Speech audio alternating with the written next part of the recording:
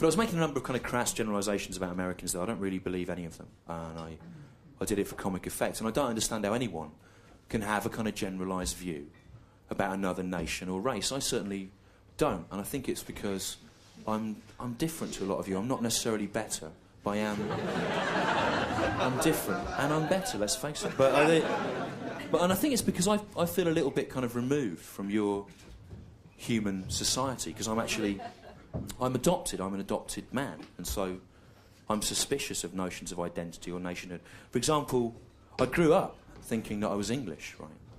But about 2 years ago, I found out, and this is true, I found out that my real father is Scottish, right? Which, of course, means that I'm Scottish, because as you'll know, Scottishness is passed on through the male genes, like a disability, and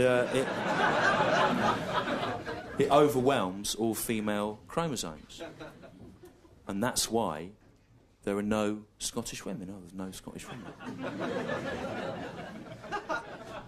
None here. There are men in kilts, but that's just nature trying to find its own level. And if a Scottish man wants to breed, of course, you have to travel south of the border. Normally, you get as far as a major English railway station, get off the train, lie down in a gutter drunk, and hope some pollen lands on you.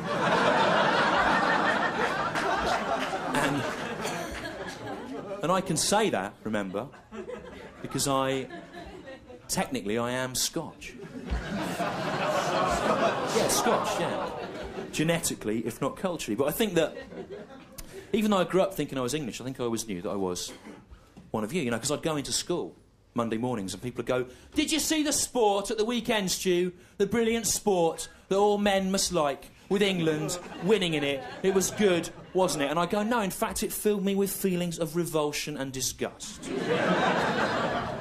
Then they go to me, "What about the rich tapestry, the tableau of English culture and history? Do you take no pleasure in that?" And I go, "No, in fact, the whole notion of English culture just makes me feel kind of mentally, physically and spiritually bereft." And they go, "What about the English language, the tongue of Shakespeare, Shelley, Blake, Churchill? Does that not stir some residual national pride in you?" And I go, "No, in fact, whenever I hear an English accent, I have to be physically sick." And I would hear my own voice answering their question, and I would start vomiting as I spoke. So as a child, I hated being English. And yet, conversely, I always harboured secret cravings for shortbread, offal and heroin.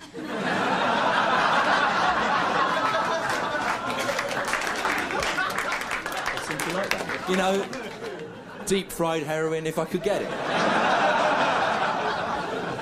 With sauce. Heroin supper, $2.95. But... So... I think I always knew, Glasgow, can hardly believe this is happening. I always knew that I was a Scotch man, and so I always knew. Yeah, Scottish. Thank you for correcting me. Sorry. You know, it was an error I made on purpose for comic effect, and I'm glad that there's so little trust in me in the room that people are going, "He's a fucking idiot. He doesn't know. He's insane. What's he talking about? He hasn't done the most basic research." But even despite that, I always knew that I was Scottish in my heart, in my brave heart. I always knew that I was. OK, shout out if you've seen the film Braveheart. You've all seen it, shout out. OK, now you'll know more than any other audience I've played in the last 3 weeks that Braveheart is the shittest film ever made, right? It was directed by the reactionary Catholic bigot Mel Gibson, and it's full of basic fundamental historical errors which insult your race and mine by association, right? Here's just 3 off the top of my head. Firstly, William Wallace, Braveheart, your national hero, he wasn't some, you know, noble savage living in a mud hut. We all know that. He was a privileged, educated nobleman, right? Secondly, it's not mentioned by Mel Gibson in the film, but there's some evidence to suggest that he actually fought as a mercenary for the English as a teenager. That's conveniently missed out. Thirdly, you know that French princess? He's supposed to have sex with this French princess in the film, you remember? And the implication is that he gets her pregnant and she marries Edward II of England, so it's his kid. Now, she was a real historical figure, that French princess. But at the time of the death of William Wallace, Braveheart, your national hero, she was only 4 years old. Now, Glasgow, I'm not saying that William Wallace, Braveheart, your national hero, didn't have sex with her. You know, he probably did. If I look at my own personal background, there's a lot of sexual opportunism involved in it. But, not saying he didn't have sex, he probably did. But if he did, and he did, he definitely did, right? It would have been a far less romantic scene than the one enacted by Mel Gibson in the film Braveheart. It may have happened in a tent, but it would still have been not a romantic scene, because that would have made William Wallace Braveheart, your national hero, a paedophile. A Scottish paedophile. The worst kind of paedophile that there is. Coming at you through a bothy with shortbread on its face,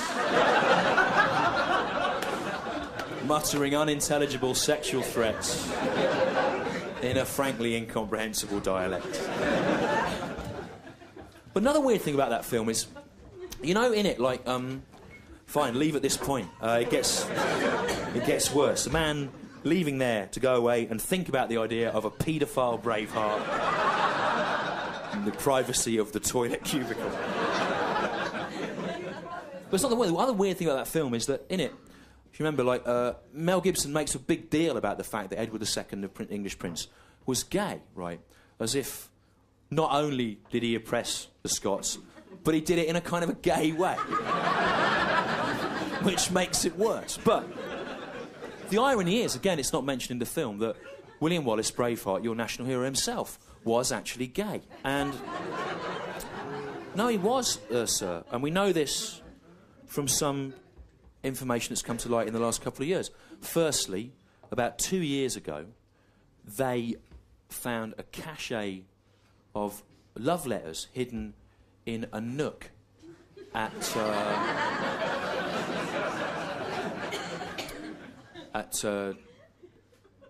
Glamis Castle or somewhere. And the letters were exchanged between William Wallace and Robert the Bruce, and they were full of declarations. They were full of declarations of love and details of their sexual encounters, very vigorous sexual encounters that they had. But that's one thing. Then about a year ago, they found some graffiti on a wall, on an old Scottish wall, on the wall of a broch, actually, which is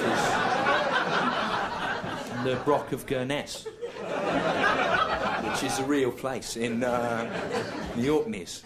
They found it there, and it said, the graffiti, which is real, existed. It said, I am a gay. Signed, William Wallace. Braveheart, and the Braveheart bit was in inverted commas, so they knew that meant it was real. It was like a fun nickname, you know, it's like real. So, William Wallace Braveheart, our national hero, was gay. And you know, when I was talking about this in Edinburgh in the summer, people were going, well, why didn't we know about that?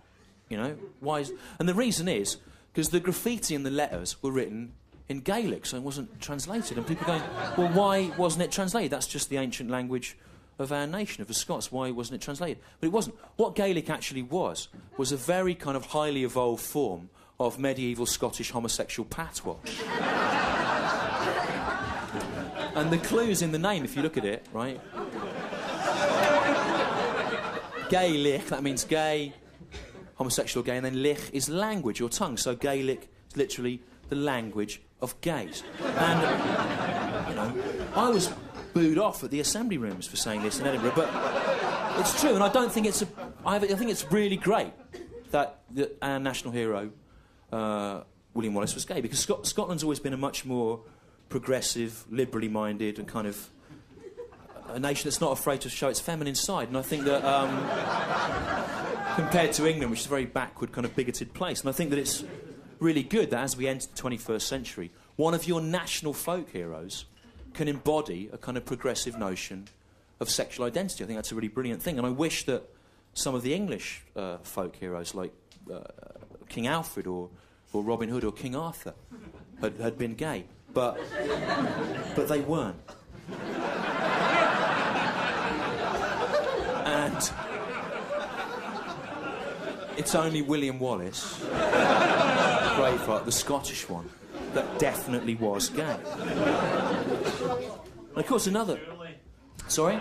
Robin Hood, surely. Someone said Robin Hood was surely, and someone there saying Men in Tights, but of course the Men in Tights edition to the Robin Hood legend was made in the 1980s by Mel Brooks. The facility to make those kind of tights didn't exist in medieval England. If it had done, maybe they would have worn them. I'm sure that a thin Dernier tight is an ideal garment for medieval combat, offering as it does no protection whatsoever to the human leg. But of course, the other major inaccuracy about that film, of course, is in the Middle Ages there was no such country as Scotland. Scotland was actually invented, as you all know, in 1911 by the McGowan Sweet Company as a way of marketing Highland toffee. Because, of course, traditionally we think toffee's better if it's manufactured at a high altitude.